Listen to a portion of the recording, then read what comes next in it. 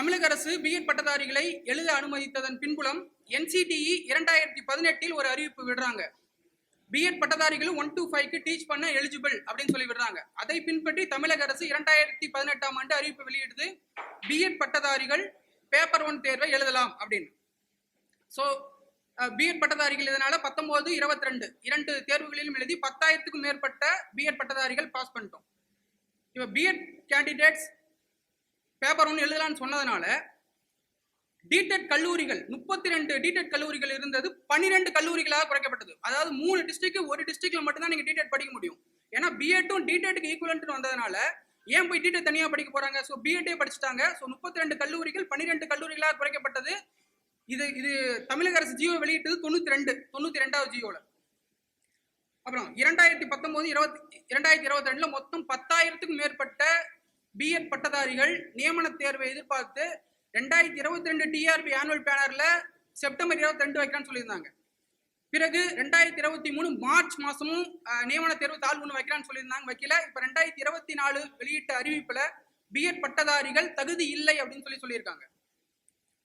இப்ப இதற்கான காரணமாக உச்சநீதிமன்றத்தில் ஆகஸ்ட் மாசம் ஒரு தீர்ப்பு வருது. இந்த மாதிரி பிஎட் பட்டதாரிகள் 1 to 5 எலிஜிபிள் இல்லைன்னு சொல்லிட்டாங்க.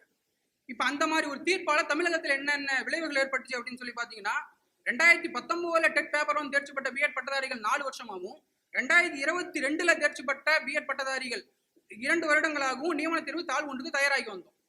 இப்போ உச்சநீதிமன்றத்தின் தீர்ப்பை காட்டி இப்போ தமிழகத்தில் பிஎட் எலிஜிபிள் இல்லை அப்படின்னு சொல்லும் போது 10,000 பட்டதாரிகள் பாதிக்கப்பட்டிருக்கும். நீங்க ஆனுவல் பேனர்ல மார்ச் 2022 வைக்கிறேன்னு சொல்லியிருந்தீங்க, 2023 செப்டம்பர் 2023 வைக்கிறேன்னு சொல்லியிருந்தீங்க.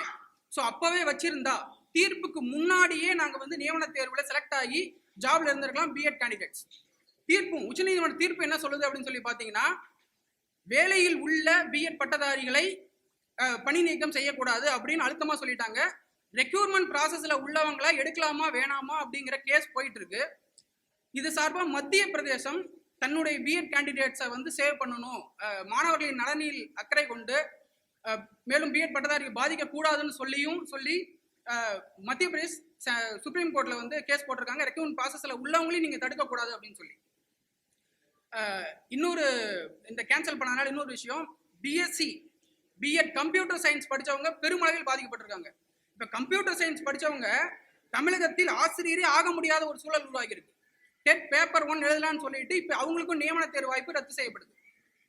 இப்ப பிஎட் பட்டதாரிகள் தமிழக அரசுக்கு சொல்லக்கூடிய கோரிக்கை என்னன்னா, டீச்சர் ட்ரைனிங் படிச்சவங்க பேப்பர் 2 எக்ஸாம் எழுதலாம் without BEd. Teacher training plus BSc படிச்சவங்க பேப்பர் 2 எக்ஸாம் எழுத அலோவ் பண்ற தமிழக அரசு பிஎட் படிச்சவங்களையும் பேப்பர் 1 எழுத அலோவ் பண்ணணும், எஸ்சிடி தேர்வு எழுத அலோவ் பண்ணணும். ஏன்னா டீச்சர் ட்ரைனிங் பிஎட் கூட போட்டிக்கு வராங்க. ஸோ பிஎட் கேண்டிடேட்ஸும் அங்க எழுத அலோவ் பண்ணணும். மிக முக்கியமா எந்த ஒரு பிஎட் டீச்சர்ஸுமே எங்களை பேப்பர் 1 எழுத அலோவ் பண்ணுங்கன்னு சொல்லி கேட்கல. தமிழக அரசு விட்ட அரசாணையின் அடிப்படையில் தான் நாங்கள் எழுதணும். ஸோ உச்சநீதிமன்றத்தின் தீர்ப்புக்கு முன்னாடி பாஸ் பண்ணவங்களுக்கு தமிழக அரசு ஒரு முடிவு சொல்லணும். பிறகு உச்சநீதிமன்றத்தின் தீர்ப்பு மிக மிக முக்கியமா ஒரு விஷயத்தை நம்ம பார்க்க வேண்டியது இருக்கு. ராஜஸ்தான் மாநிலத்தின் முழுக்க அந்த கல்வி தகுதியின் அடிப்படையிலும் பாடத்திட்டத்தின் அடிப்படையிலும் தான் அந்த தீர்ப்பு வந்திருக்கிறது.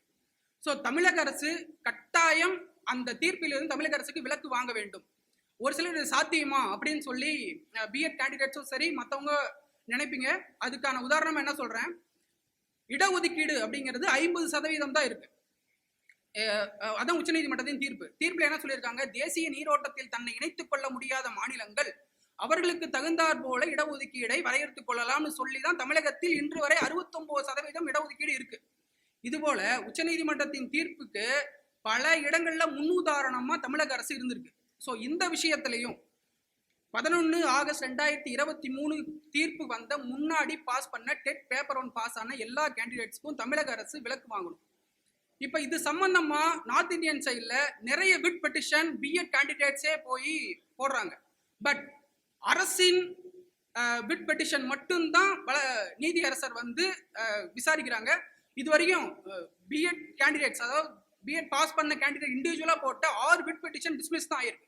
ஸோ தமிழக அரசு கிட்ட 10,000 பிஎட் கேண்டிடேட்ஸோடைய நலனையும் பிளஸ் கல்வித்தரம் சொல்லித்தரக்கூடிய ஆசிரியர்களின் தரத்தையும் உயர்த்தணுங்கிற நோக்கத்துல தான் இந்த பிஎட் கேண்டிடேட்ஸை உள்ள கேட்குறோம். இது எதன் அடிப்படையில் கேட்குறோம்னா, நல்லா பார்த்தீங்கன்னா 9வது வகுப்புல முதல்ல படித்த பாடம் இப்பொழுது 4ஆம் வகுப்புல இருக்கு. நீங்க சயின்ஸ் புக்லாம் எடுத்து பார்க்கலாம். நான் முதல்ல இருந்த பாடத்திட்டம் புக்கு மாறாமல் இருந்தப்ப என்னென்ன பாடத்திட்டங்கள் 10ஆவதுல படிச்சது 9ஆவது படிச்சதெல்லாம் சயின்ஸ் புக்லாம் 4ஆவது 3ஆம் வகுப்புலையும் வந்துருச்சு. ஸோ அந்த பாடத்திட்டத்தில் அங்கே அப்கிரேட் ஆகுறதுனால இங்கே டீச்சர்ஸோட குவாலிட்டி இன்க்ரீஸ் ஆகிறது மிக மிக அவசியம். ஸோ அதனால தமிழக அரசு இந்த 2023 ஆகஸ்ட் 11க்கு முன்னாடி தேர்ச்சி பெற்றவர்களுக்காவது கட்டாயம் வந்து ஒரு சொல்யூஷன் வந்து சொல்லணும். பிளஸ் ஜிஓ 149 படி தான் தமிழக அரசு இந்த நியமன தேர்வு அறிவிப்பை வெளியிடுறாங்க. அந்த ஜிஓ 4 பக்கத்துல 3வது பக்கத்துல என்ன சொல்லியிருக்காங்கன்னா, ஆசிரியர் தகுதி தேர்வு மற்றும் நியமன தேர்வு இந்த போட்டித் தேர்வு இரண்டும் ஆந்திராவில் இருப்பதை போல நடத்தப்படுகிறதுன்னு சொல்றாங்க. 12/2 இந்த மாசம் 12/2/2024 ஆந்திர பிரதேசம் உச்சநீதிமன்ற தீர்ப்பு எங்களுக்கு பொருந்தாது என்று டெட் நோட்டிபிகேஷனும் சரி போட்டித் தேர்வு நோட்டிபிகேஷனையும் பிஎட்டை எலிஜிபிள் ஆக்கியிருக்காங்க. இந்த மிக முக்கியமான கேள்வி. ஆந்திராவை பின்பற்றி தான் ஜிஓ 149 தமிழகத்தில் அமலுக்கு வருகிறது.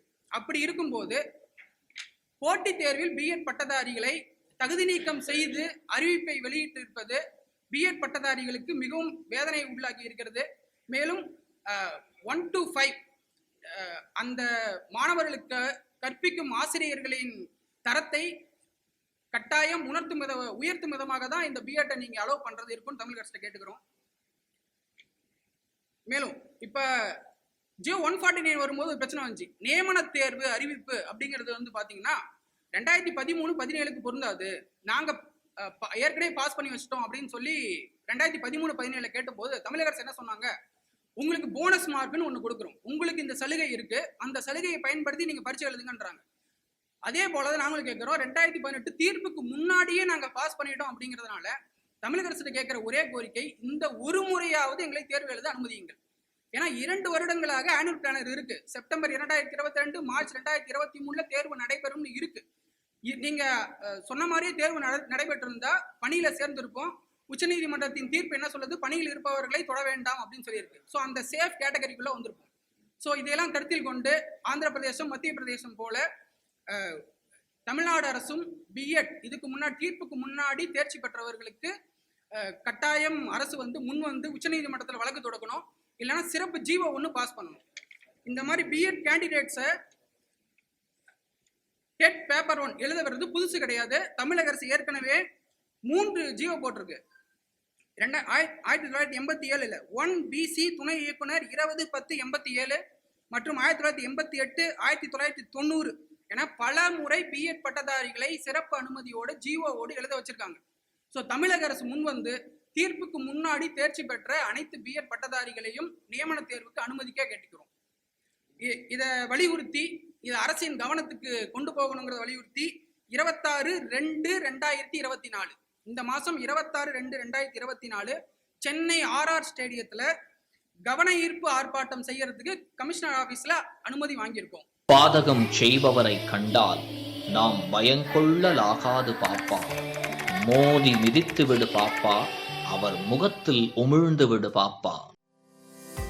அண்மை செய்திகளை உடனுக்குடன் தெரிந்து கொள்ள இணைந்திருங்கள் இயம்நாடு தொலைக்காட்சியுடன்.